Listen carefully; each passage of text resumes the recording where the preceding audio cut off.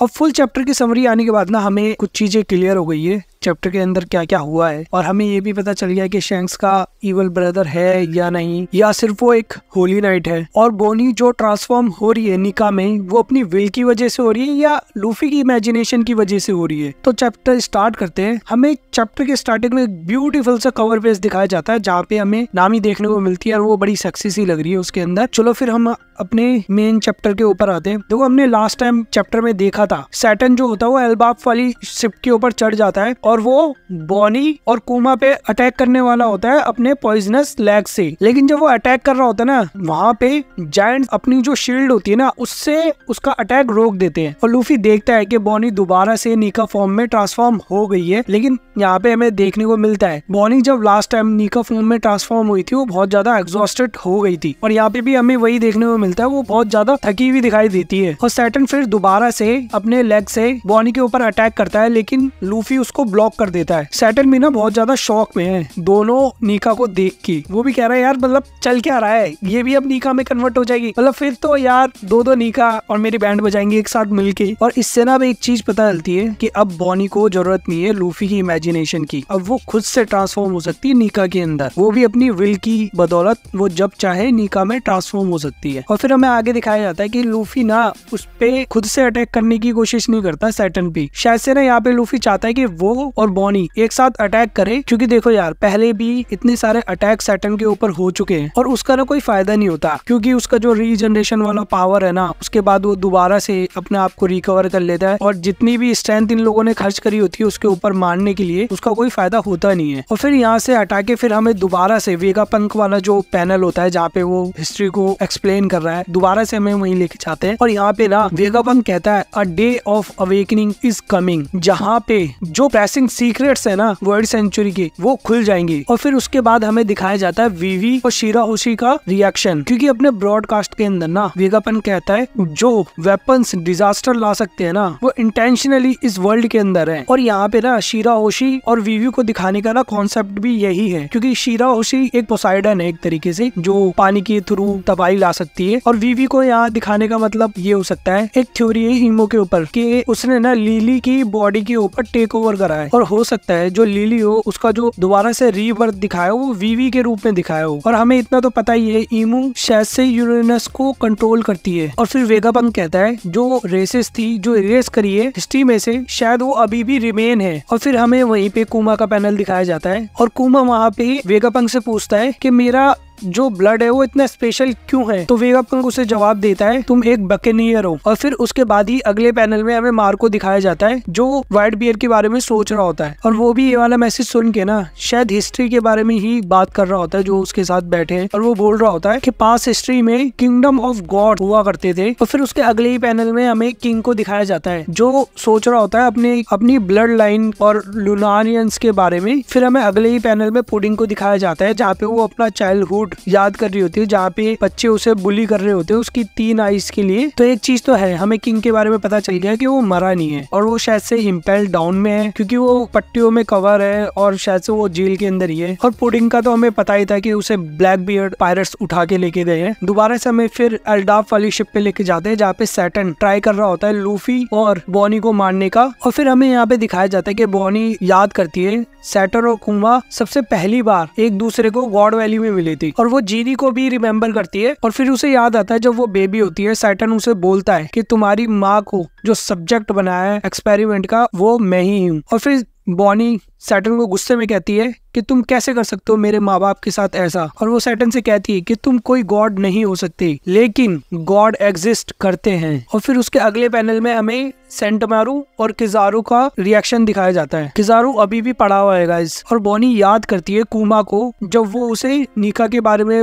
बता रहा होता है, और साथ ही साथ वो चिल्ला भी रही होती है सैटर्न के ऊपर, और उसे कुमा की वो बात याद आ रही होती है जहाँ पे कुमा उससे कहता है कि वो तुम्हें बचाने जरूर आएगा। और फिर बॉनी कहती है हीरो डू एग्जिस्ट, और फिर हमें बॉनी का दिखाया जाता है वो कहती है कि मैं चाहती थी कि हम तीनों जिंदा रहे, लेकिन अगर मैं अकेली बचूं तो मैं मर जाऊं। और फिर उसके अगले पैनल में हमें दिखाया जाता है कुमा और जीनी एक साथ मिलके कह रहे होते हैं कि thank you Bonnie being born. और फिर उसके बाद बॉनी कहती है मैं अभी भी जिंदा हूँ क्योंकि वो दोनों चाहते थे। और फिर उसके बाद सैटर्न की आवाज आती है पीछे से, यू डैम इंसेक्ट्स। और फिर उसके बाद हमें दिखाया जाता है बॉनी और लूफी एक कॉम्बो अटैक करने की कोशिश कर रहे होते हैं सैटर्न के अगेंस्ट। और वेगापंक का जो मैसेज है वो अभी भी कंटिन्यू चल रहा है। और वहाँ पे वेगापंक कहता है जब डिजास्टर्स आए तो तुम अपना ख्याल रखना, मैं विश्वास करता हूँ विजडम ऑफ मैनकाइंड में, और मैं विश्वास करता हूँ साइंस में। और फिर हमें रिएक्शन दिखाया जाता है आइसबर्ग का। और फिर उसके अगले रिएक्शन में हमें जज और सीजन आर्ग्यूमेंट करते हुए दिखाई देते हैं। और फिर उसके बाद हमें एग हेड का किनारा दिखाया जाता है जहाँ पे जायंट रोबोट एमेथ फेस कर रहा है अभी भी जुपिटर को और वर्करी को। और फिर दोबारा से हमें बॉनी और लूफी के ऊपर लेके आते हैं जहाँ पे वो अपना कॉम्बो अटैक जो होता है वो सैटर्न के ऊपर लैंड कर देते हैं। बॉनी अपने हाथ को जायंट फॉर्म में कन्वर्ट करके सैटर्न के ऊपर पंच मारती है और शायद से लूफी जो है वो गेटलिंग कर रहा है अपनी हाकी के थ्रू, जहाँ पे हमें दिखता है कि लूफी के बहुत सारे पंचेस सैटर्न के ऊपर लैंड हो रहे हैं। और बॉनी अपने पंच का नाम देती है निका पंच ऑफ लिबरेशन। और उसके बाद सैटर्न की बॉडी दिखाई जाती है जो पीसेस में टूट चुकी है। मतलब तुम देख सकते हो यार लिटरली ना उसके अंदर छेद हो गए इतने बड़े बड़े, और उसके जितने भी लेग्स और उसका फेस टूट के नीचे गिर चुका है। और वो ना सी के अंदर गिर रहा होता है, साला सी के अंदर गिर के मर जाए, डूब जाए हराम का बच्चा। वैसे भी वो बार बार रीजनरेट होता है ना, दिमाग खराब हो जाता है। और फिर हमें जितने भी जायंट्स दिखाए होते हैं वो चीयर कर रहे होते हैं बॉनी और लूफी के लिए। और फिर कुआं भी दिखाते हैं वहाँ पे जो हल्की सी स्माइल लेके चीयर कर रहा होता है उन दोनों को। देखो इससे एक चीज तो पता चलती है कि बॉनी में दम तो है,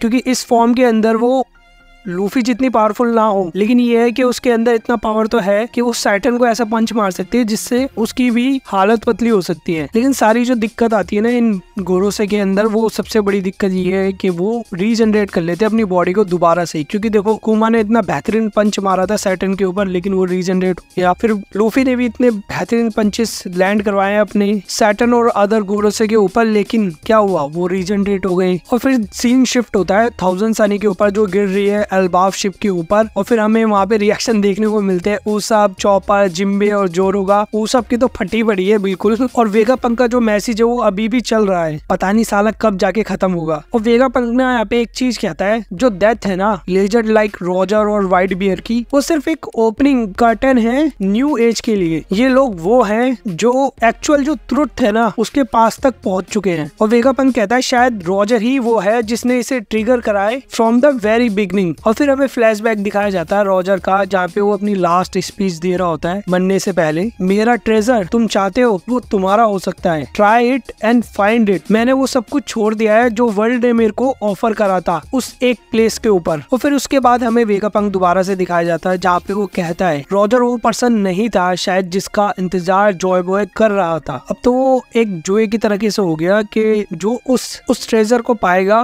वो वर्ल्ड पे राज करेगा एक तरीके से। और फिर पैनल शिफ्ट होता है इन हाचिनुसु पे, जहाँ पे जितने भी पायलट होते हैं वो वेट कर रहे होते हैं ब्लैक बियर्ड के आने का, क्योंकि वो सेट सेल करना चाहते हैं दोबारा से। और फिर सीन शिफ्ट होता है सबॉडी आइलैंड पे जहाँ पे रेली दिखाया जाता है जिसने बहुत सारी दारू पी रखी होती है और वो सो जाता है पी के। और शाकी रेली से कह रही होती है तुम catch a cold staying like this.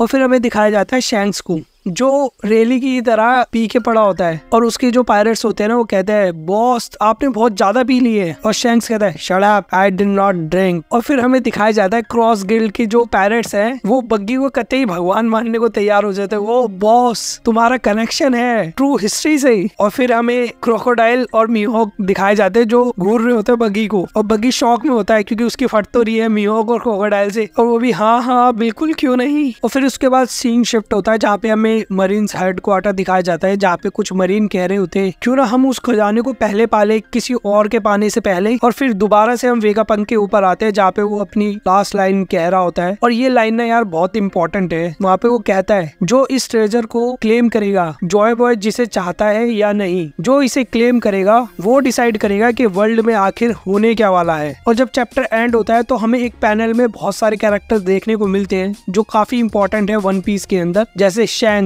Luffy, black beard, बगी। और उसी पैनल में हमें नीचे अकाइनू, ड्रैगन, ईमू और वो जो बंदा है जो शायद होली नाइट से बिलोंग करता है वो भी यहाँ पे हमें देखने को मिलता है जिसके हाथ में बिल्कुल शैंक जैसी तलवार है। और लेफ्ट पैनल में हमें देखने को मिलता है साबू, अकीजो, फिगरलैंड, गार्लिंग और कोबी। देखो ये जो बंदा दिखाया है ना जो बिल्कुल शैंक्स वाली वाइब दे रहा है, ये हो सकता है कि शैंक्स से रिलेट करता हो कहीं ना कहीं। तो आगे हमें जो चैप्टर होंगे उनमें शायद देखने को मिले कि इसका कुछ कनेक्शन है शैंक्स के साथ। तो गाइस चैप्टर यहीं खत्म होता है। तो please guys Subscribe the channel and support the channel. Thank you.